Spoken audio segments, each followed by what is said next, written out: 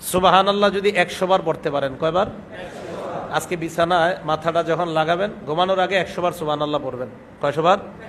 যেহেতু এই সময় নিশ্চিন্তে থাকবেন, কোনো টেনশন নাই, ঝামেলা নাই, তো তখন যদি 100 বার সুবহানাল্লাহ পড়েন। মুসলিম শরীফের 2698 নাম্বার হাদিসের বর্ণনা, সাদ ইবনে আবি ওয়াক্কাস রাদিয়াল্লাহু তাআলা আনহু, সাহাবার নাম, তিনি বলেন, কুন্না ইনদা নবী সাল্লাল্লাহু আলাইহি ওয়াসাল্লাম, আমরা আল্লাহ নবীর কাছে ছিলাম।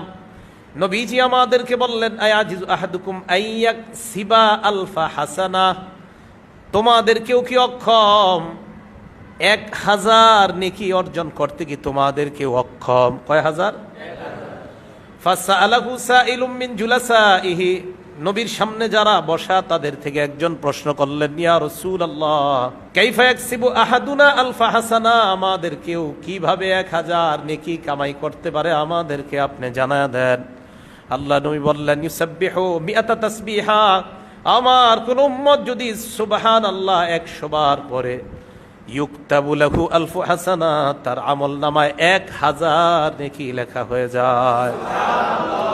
আও ইউহাত্তু আনহু আলফু খাতিয়া, 1000 নেকি যদিও লেখা না হয়, তার আমল নামা থেকে 1000 গুনাহ মুছে দেওয়া হয়।